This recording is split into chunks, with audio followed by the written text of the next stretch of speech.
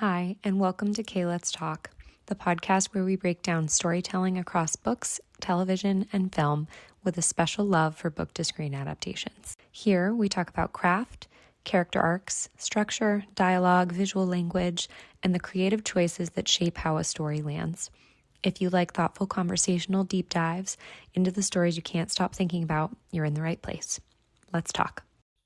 Hello, everyone, and welcome back to the podcast. Today is going to be episode 2 of my little mini series where I break down all of the music in Heated Rivalry, and each episode is covering an episode of the show. So today we're going to be discussing the music in episode 2 of Heated Rivalry and continue on with the conversation started in episode 1, which originally was an idea born from the article called Power Play Behind the Music of Heated Rivalry, where Jacob Tierney was interviewed and discussed how music shaped the first season of Heated Rivalry and how central it was to his work and how creative he got with the show and writing some of these scenes. And I was fascinated by that. And I've always thought that the music in this show, the score and soundtrack, both are phenomenal. So I thought we would break each episode down and discuss them in depth. And today I'm excited because we have our first montage opening in episode 2. So again, if you are interested in the music, be sure to go back and listen to episode 1 of this little mini series before listening to this one. And I'm excited to bring you another breakdown of all the tunes and songs that we get to hear in this show, and some of the messaging or greater themes that maybe were lost or you didn't notice. So without further ado, let's get into the episode. So this episode has its first montage in it, and it's one of my favorites of the whole series, and the song is one of my favorite songs used in the whole series as well, and it's called Montage, and it takes place while the boys are texting each other for the first time. And this is actually a song that I did a separate breakdown on TikTok for months ago. And I really was excited to break it down in depth because it's one of the great examples of how purposeful the music is in the show and how Jacob does such a wonderful job lining up lyrics with the shots that he has in his head that he wants to capture during these montage scenes. So I first wanted to call out that it's not often, or really at all, that the entirety of a song is played in a show or a movie. Oftentimes that's left for the end credits. So the fact that the show does it multiple times was initially very exciting to me when I watched the series for the first time. And oftentimes a song will be edited down to match what is happening on screen. So sometimes when we see edits of a song, they'll elongate certain parts of the chorus or the bridge to match the emotional beats on screen. Or they'll clip the song and only feature certain lyrics which line up with what we're seeing on the screen. They'll also clip songs at a lower volume or on certain lyrics so that the dialogue can be heard over top of the song. And sometimes they'll even clip a song shorter because of licensing costs. But in this montage, we hear the full song played from front to back. And it's the opening to the second episode of the show. And an effective example of this is Guardians of the Galaxy, all of those films where they'll usually have entire fight sequences take place to a song. And in this episode, during the song montage, we do not hear Shane or Ilya speak, but we observe them texting and introducing that form of communication into their dynamic for the first time. And through that, we also are introduced to the sounds of their phone keyboards clicking or the text notifications. So I really love how they mixed the sound editing in with the music in this montage and also cut all of the sound out when Shane receives that illicit picture from Ilya too. So for the song specifically, Montage means eat all, and it also translates to a type of sugar snap pea. In the context of the show, it represents the dynamic shift that happens between Shane and Ilya over the course of 2 years, from summer of 2011 to spring of 2013. And this is all while Ilya is pursuing Shane, and Shane tries his best to fend him off. So the song is primarily used as a way to convey Shane's feelings about the situation by making him the protagonist and Ilya the antagonist. Obviously, this song was not written for the show, so not all of the lyrics will be completely applicable, but you can easily interpret them and make them work pretty darn close. One of those lyrics is, "Nice try, get out the way, you're in our way, you bottom feeder. Too bad you couldn't stay, you're in our way, get lost forever." And this line is placing the main antagonist into the song as someone who is clinging onto the singer or pining after them. And Shane, in this instance, is the protagonist who's trying to theoretically move on from Ilya or create a boundary with Ilya. So at the very least, he is trying to figure out how to navigate this dynamic between the two of them because it's deeply uncharted territory for him. And they're both running in the opening montage during that first verse. And the "Get Lost Forever" plays over the first text interaction, where Ilya asks if Shane is still mad about Vegas, and Shane plays it off by saying he's not mad about anything, while "Get Lost Forever" plays over the scene. In the chorus, we hear, "You think I'm pretty, you think I'm pretty cool, you want to F me, I know most people do," and that is playing while Shane is scoring a goal. So he's being superstar Shane Hollander with the crowd cheering his name, and Ilya is watching him. And then we see Shane glance over to Ilya's bench, wishing that he had Ilya's eyes on him, but they're not, and not realizing that Ilya had been watching him on the ice moments before then. And so the lyrics imply the protagonist is aware that she in this song is being lusted after and desired, which is mirrored in what we get to read of Ilya's text messages and how we can see that he is being very resilient and consistent in his pursuit of seeing Shane again. The next set of lyrics is, "Here, take this packet. You read it. It says mange tout. I gave you magic beans. I hope you're going to get out soon. Oh man, I hope you're going to get out soon." And the magic beans line is also a reference to the name of the song, the sugar snap pea. The beans in the song, in my interpretation, are also kind of like an offering that has been sort of disillusioned because the moment or whatever the person was offering is viewed as something that was like a fantasy or not meant to really be real. It could be temporary. So you could interpret that as Shane giving the fantasy of him and Ilya and the moment between them a good think, and he's realizing that it's not ever going to amount to anything, so he's got to pull back from it now before he gets hurt because he doesn't think it could ever be something real. So if we're in Shane's head, the "I really hope you're going to get out soon" is because he can't escape this if Ilya does not relent. And we see him getting yet another text message from Ilya asking him to hook up in Montreal, but Shane resists again, and we see Ilya looking at an unanswered text message when we head into the second verse, where the line reads, "Good job, give you an A golden star, you think you're clever."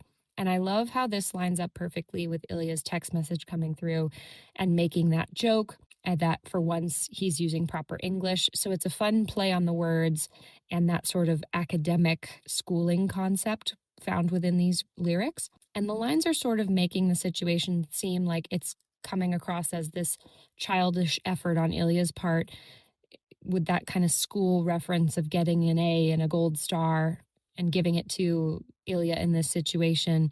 And it's like putting a sticker on a chart, adding them up over time, trying to make an impact on this person that you're lusting after, but it's not adding up to anything. And then in the next line, it says, "Good God, she took a break, made a mistake when she met Trevor, get lost forever."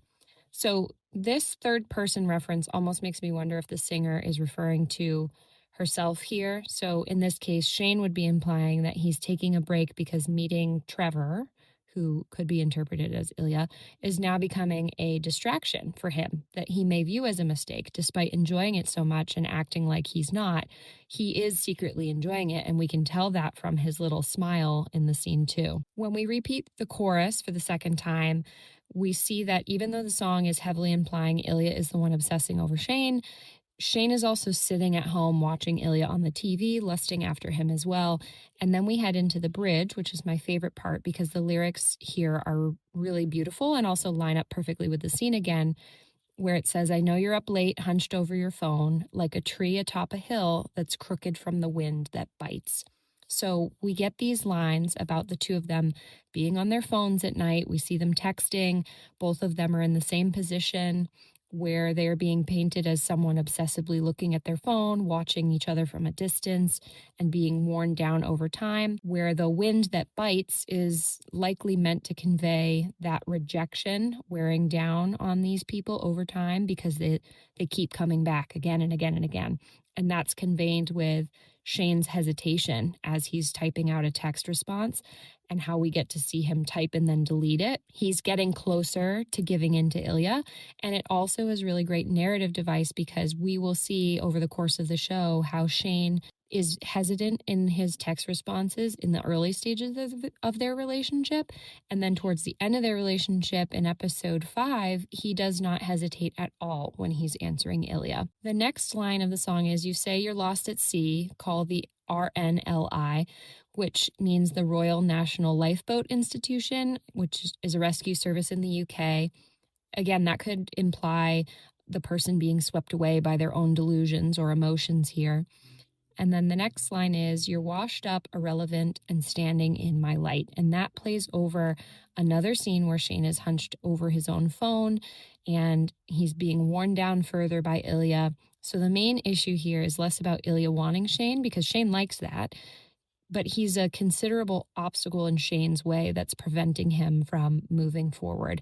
So this lyric is very applicable to Shane and Ilya because of their roles in their careers, the celebrity of it, and how Ilya has long felt like a distraction for Shane in so many ways. And then we get the comical moment with the Ilya photo, and the song cuts completely out when Shane puts his phone down and then picks back up for the last run through of the chorus, which changes an octave and gets a little more filled out with instrumentals and backing vocals. And that's when we hear the next line, which is, "You think I'm pretty, you think I'm pretty cruel," which is a word change from the first 2 times we hear the chorus. So we swap out the word cool for cruel, which is implying we're shifting the dynamics again. So at first, the affection was positive. Now it's more of a threat. And this is being played over Shane in the gym, getting yet another round of suggestive text messages from Ilya as he's trying to focus on his training. And the next line is, "You say I scare you. I know most people do." And it's also a changed line from the original chorus. So again, what started out as infatuation or obsession is now something that is emotionally driven, at least for Ilya and also for Shane. So we know from the show that these two are both very scared of their feelings and how the other person can evoke such strong feelings within them. They don't know what to do with them or how to handle them. So the lyrics here line up with that sentiment as well. The next line is, "This is the real world, honey. Bienvenue. In spite of everything, I guess there's just no getting through." And that line translates to, "This is the real world. Welcome." And we can see this as we cut to Ilya on his stationary bike, watching Shane obsessively on the commercial in front of him, which again, it implies that this feeling is inescapable for him. He's surrounded by Shane everywhere he looks. It's like welcoming Ilya into the reality where Shane is now also becoming an obstacle for him. Right as we see the lyrics "get out the way," Shane is on the screen in front of him. So he's literally in Ilya's way now. And this is a concept that we do see Shane in particular struggle with a lot, which is him trying to be rational about their situation, where Ilya is a little more in the moment and guided by his attraction to Shane. Shane worries about consequences and what it all means. And Ilya kind of leans into how it feels more than Shane does. And eventually he can't avoid that either. This is the point in the song where the singer is sort of accepting that this person isn't going to leave them alone. So we once again see that Ilya is not giving up on Shane. He's remained persistent, and Shane is fully willing to admit that despite all of his best attempts to push Ilya away or create distance between them, he's also feeling that pull.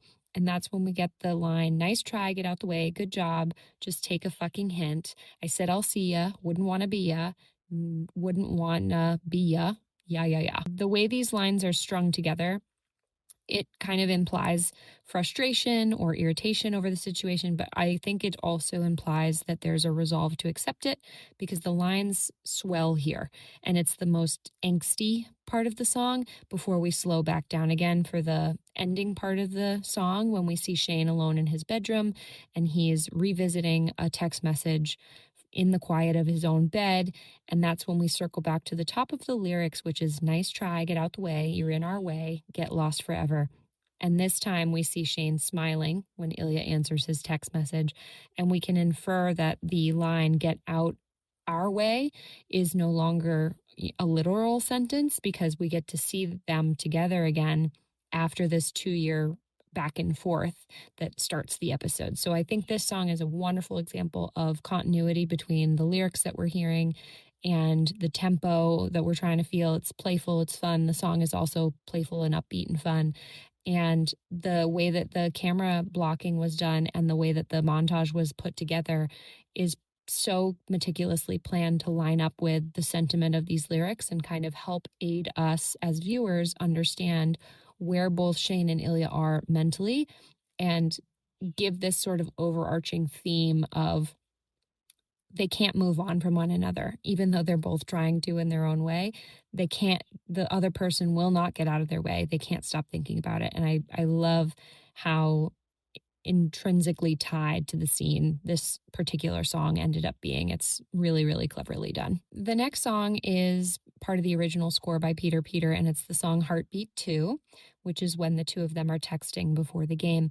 And just like the song Heartbeat 1, this song has this really fizzy, pulsing sound that keeps us feeling the same intimacy and excitement that Shane and Ilya have alongside their anxiety. And Shane clearly is more anxious.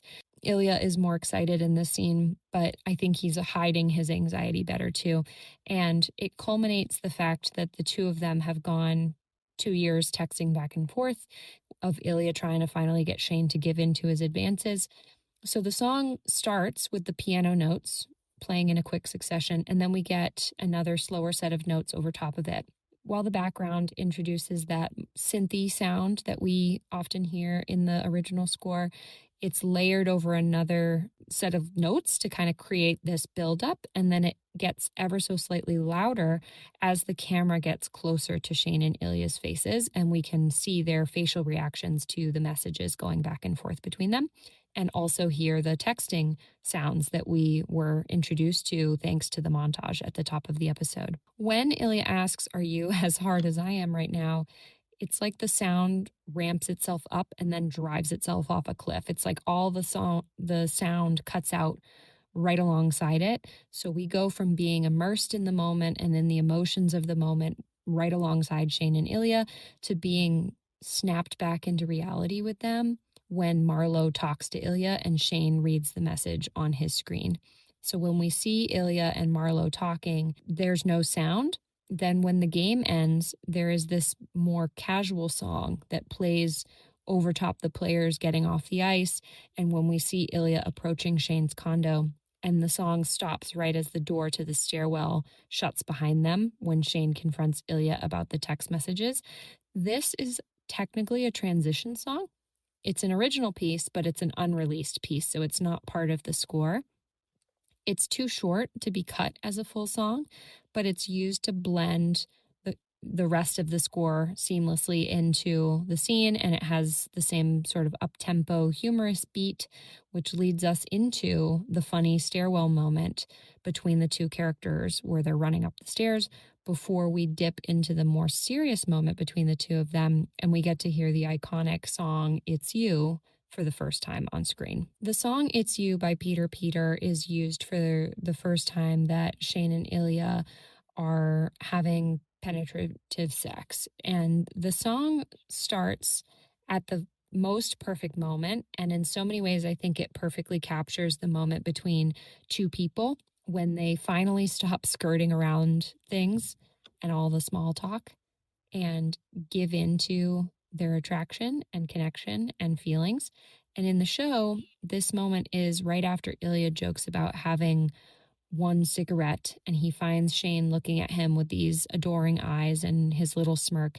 And we hear the first notes as soon as that shift between them takes place. And we see Ilya's entire face soften and his eyes soften. And he gives Shane the same longing and adoring look back as he tells him to come here. The song starts with the same sort of quiet, repetitive notes, and it creates this dreamlike, safe, and emotional environment that we're about to see play out between the two characters. And the volume gets louder, so we fade into the song as Shane and Ilya walk closer together and begin to kiss. And then we reach full volume when the scene breaks and we see the two of them in bed together.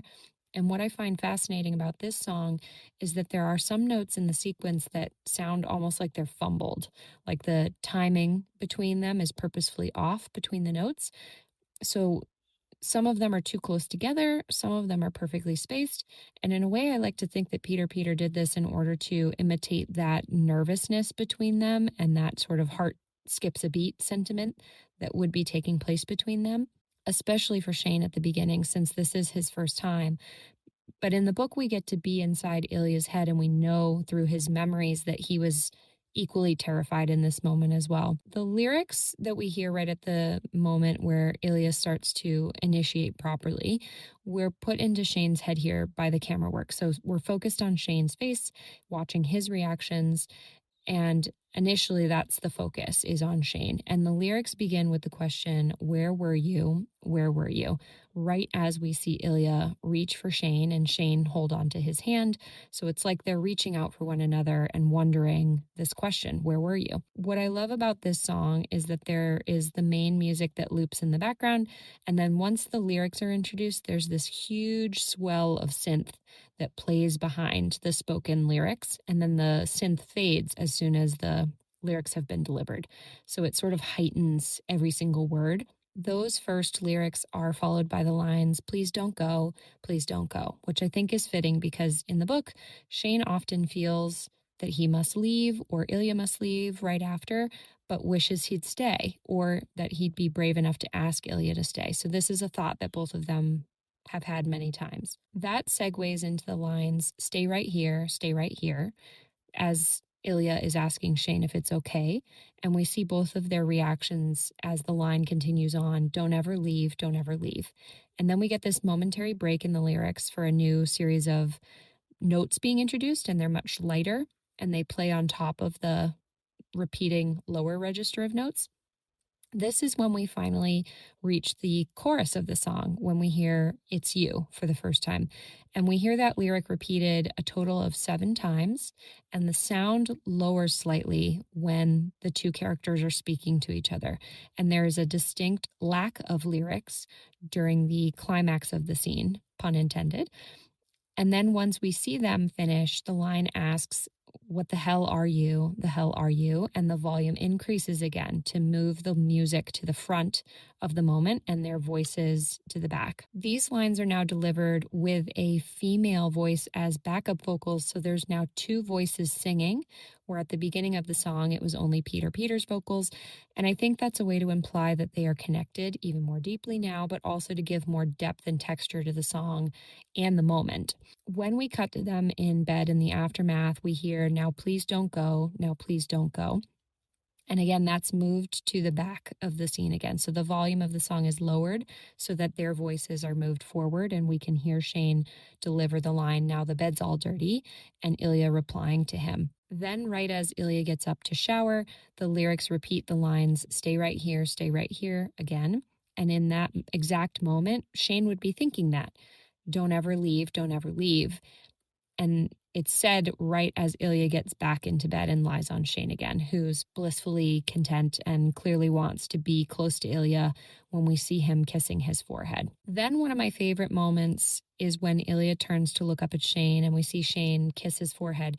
The line, "It's you," starts repeating again, just as we see Ilya realize in real time that their emotions are getting too intense for him, and he comes up with a reason to leave the bed and go back to his hotel. And this time we only hear the line, "It's you," delivered 6 times. It truly is a song that makes you feel like you're falling in love with all of the swells of the sounds and the calming notes and the heart skipping a beat sentimentality. And the lyrics are such a clear reference to their longing and connection and wanting someone and feeling seen by someone. And in many ways, recognizing your person. I think as Shane comes down from the moment, that's the moment the song fades out and we enter into the stairwell scene between them. But the song does end with more optimistic notes at the end of it. And this is where Ilya is taking his time and prolonging his exit to steal more time with Shane. So that choice is another way to subconsciously reiterate to the viewer that both of them recognize in each other that there is something deep and scary happening between them. and in one another, they see someone they recognize as a potential partner, and it terrifies them. And when they're finally able to physically connect with one another, it only further proves that point, and it makes it even more painful when Ilya retreats after they're in Russia. The next song is Chelsea Mon Amour, and this takes place when Shane is texting Ilya from inside the cafe in Sochi. And the lyrics of this song, pretty on point. There's a lot of longing in this particular song. I walk and you run, I sleep and you dream, and we love each other in turn. Chelsea, my love, stay in the shade of the plane trees until I return, under the Manhattan sky, under the iron stairs to do it again. Our story in reverse. Chelsea, my love, I walk and you run, I sleep and you dream, and we love each other in turn. So this clip is sort of being used to summarize what's happened so far in Russia with Ilya's team. We hear the Man in the Crease podcast clips overlaid on the scene, and then we enter into the cafe scene with Shane, who has his headphones in. And we see him looking at text messages from his mother, and then thinking about Ilya and sending a text message to him asking if he is okay. And after he sends the message, we see him sitting with the discomfort of it, and the song cuts out. And we realize that Shane was listening to it over his headphones right as Carter and Scott interrupt him. And we can hear that muted sound of the song coming out of the headphones when Shane pulls them out of his ears. So I love the juxtaposition of this song being used to pull us into the scene as viewers, with it being overlaid on top of the scene, and then understanding too that these are the words that Shane would be listening to in his own head, and he would have picked that song himself, listening to it in French. And I think that's a really fun narrative device to make us feel connected to Shane because we're listening to the same thing that the character is listening to. The next song is a song called All Night Long, which interestingly is a song that can't be found on Spotify or YouTube or anything, but it's being used in the Sochi Cafe. So Shane, Carter, and Scott would be hearing this coming over the speakers in the cafe, not just us as viewers. And it's another example of how well the show creates realism and ambiance in every single scene by making the sounds so realistic. So they would be talking to each other over cafe music. So it's realistic for us to be hearing the cafe music too. The next song we hear is during the figure skating scene, and it's just a small clip of The Great Gate of Kiev from the composition titled Pictures at an Exhibition.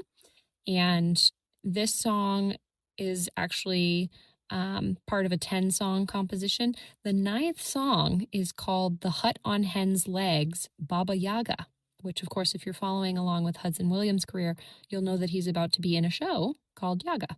The song itself is mainly a reflection of Russian nationalism. It was inspired by a painting of a memorial that was supposed to be built in order to commemorate the failed assassination attempt of Tsar Alexander II. So there's a lot of history there, and the song is the most famous one of the 10 songs in the composition titled Pictures at an Exhibition. It's very grand.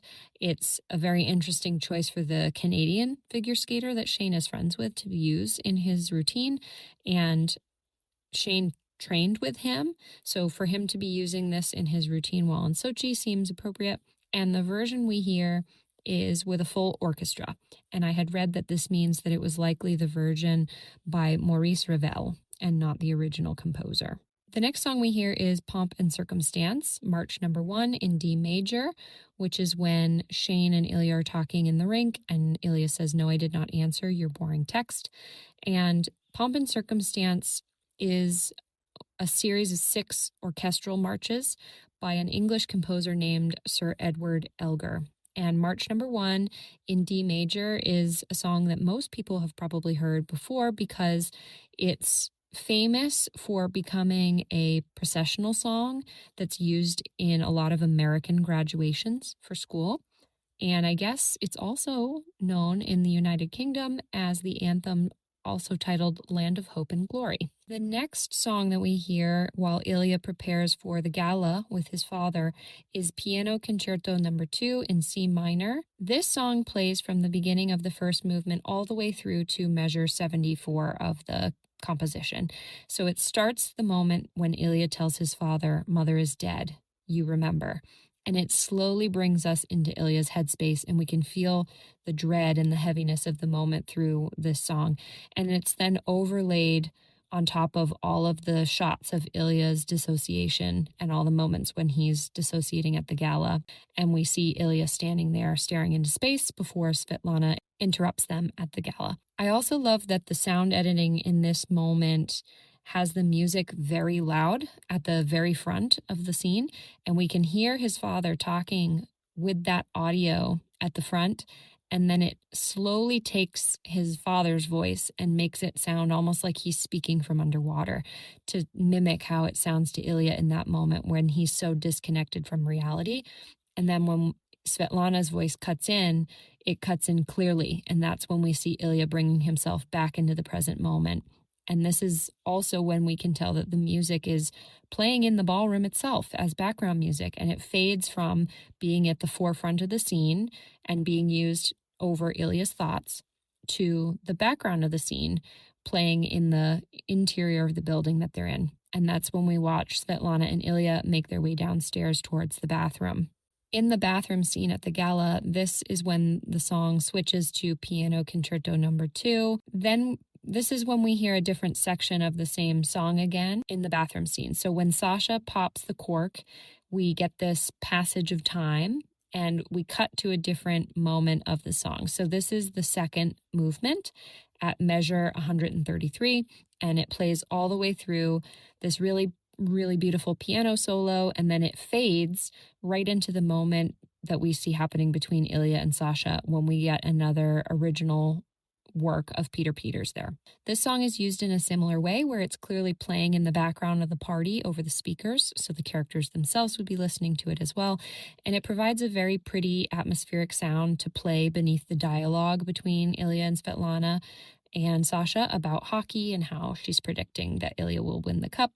And it also sets up how the energy and the music shifts as soon as she leaves the room and Ilya is left alone with Sasha, because he is given much darker music and tones. So that leads us perfectly into the song Shiver from the Past by Peter Peter.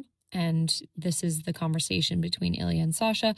And the song is meant to feel dark. It's almost got ugly notes to it to mimic the feelings that Ilya is experiencing as Sasha tries to make advances on him and pull him back into old patterns that we can now see have negative emotions and associations for Ilya.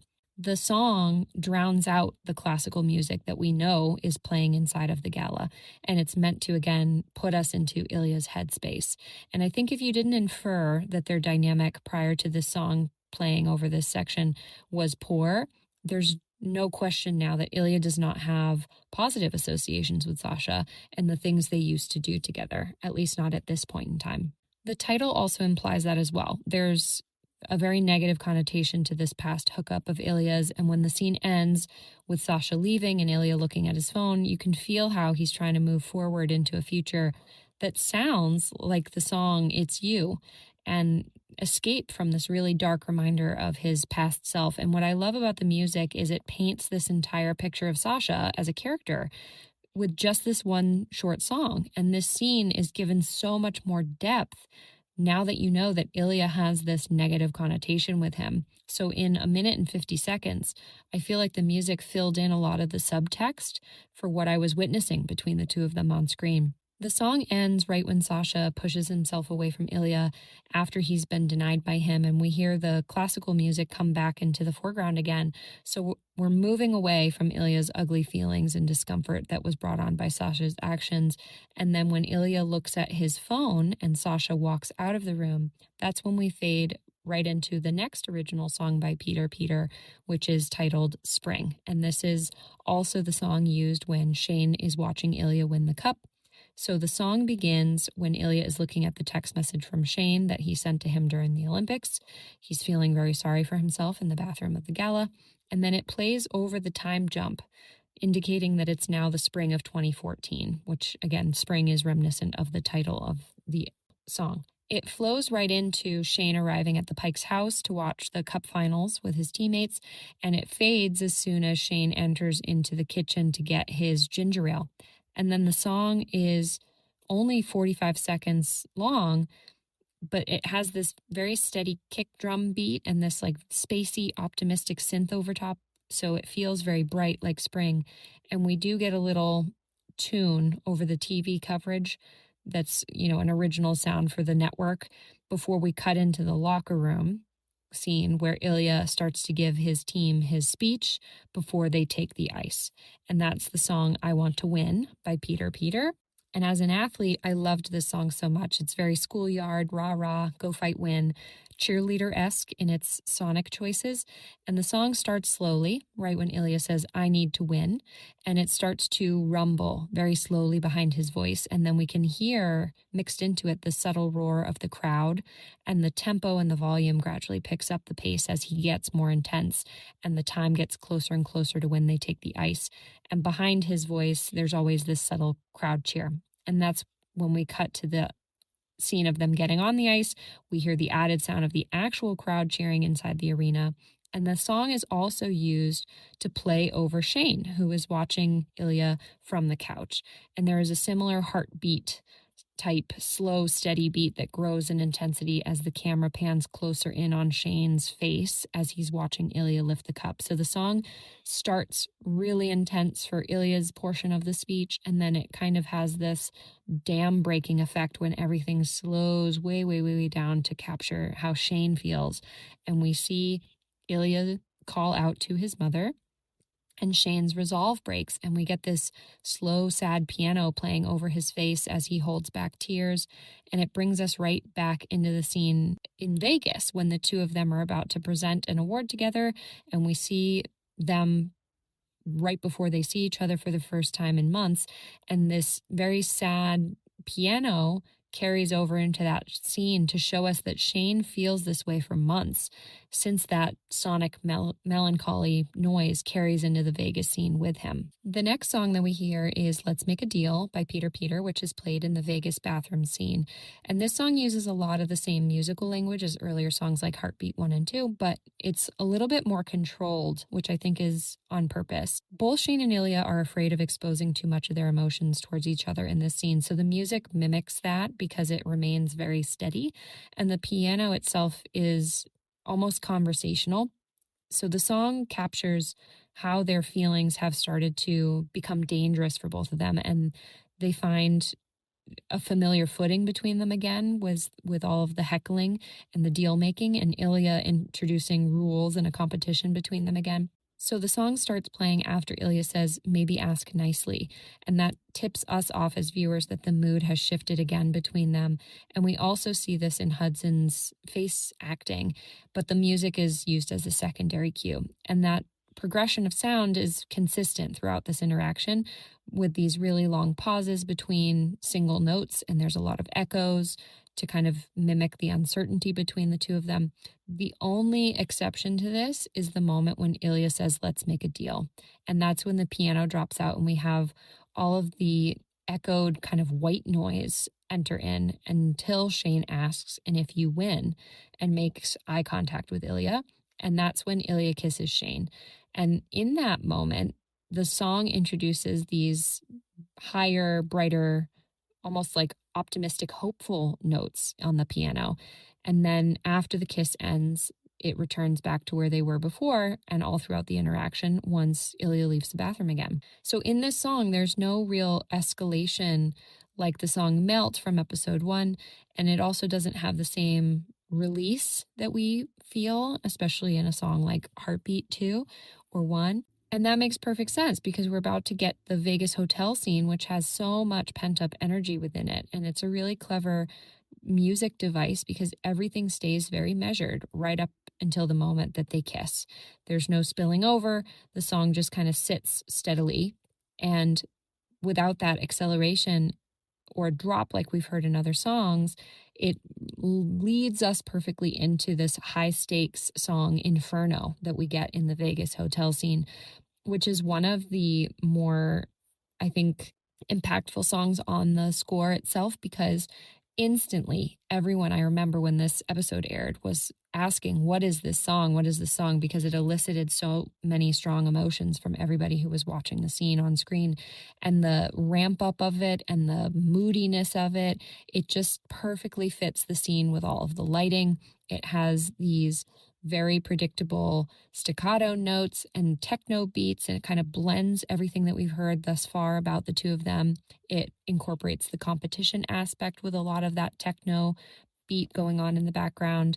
And I also think that when you realize that the beginning of the song, it sounds really sexy, but then by the end of the song, they're are disconnected. And the song, as good as it sounds and feels, it also feels worse when it ends because as Shane's realizing they didn't even kiss and Fire Escape starts, the last song of the episode, we look back on Inferno and realize how impersonal it is as compared to songs like Melt and Heartbeat One. So it's a great comparison song to remind us that it's different when they're not emotionally connected in a way that they previously have been.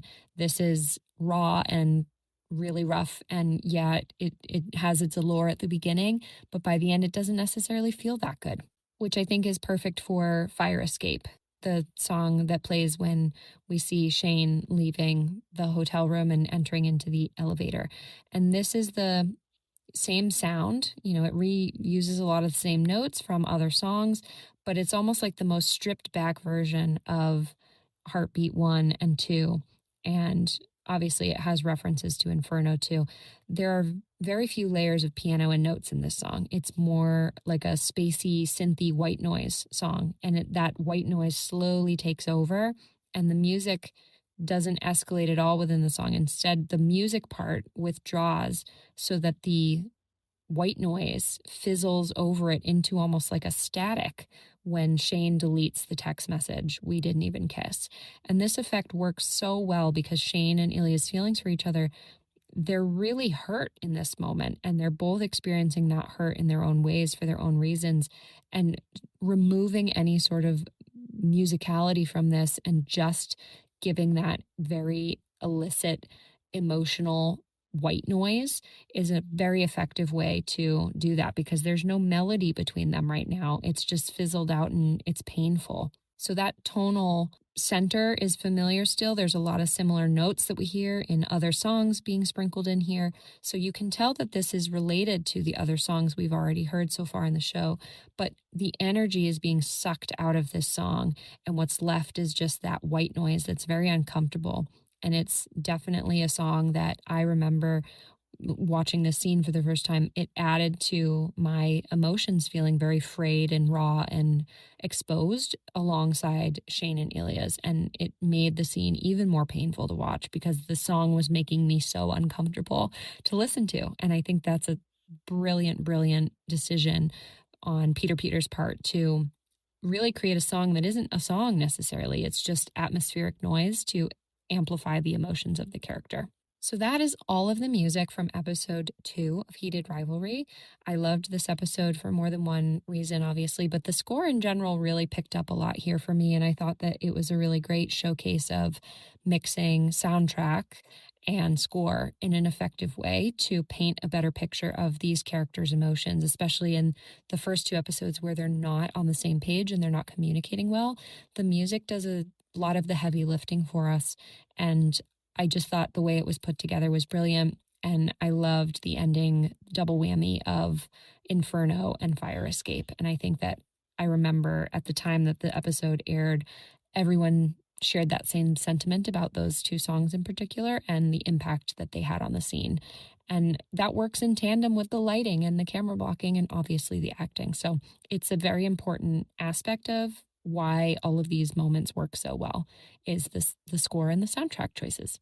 So I'm going to end the episode there. As always, if you've made it to the end, thank you so much for listening to everything all the way through.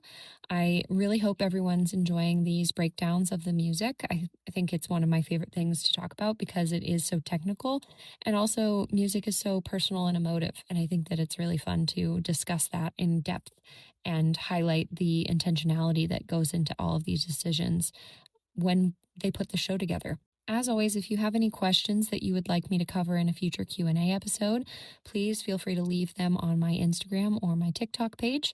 I often will reply to people in the DMs and then recycle the question for a future Q&A episode. So please keep those coming. We have so many to cover between now and season 2, and I really enjoy getting them from everybody who listens to the podcast. So feel free to drop a line there, and I will talk to you all in our next chat.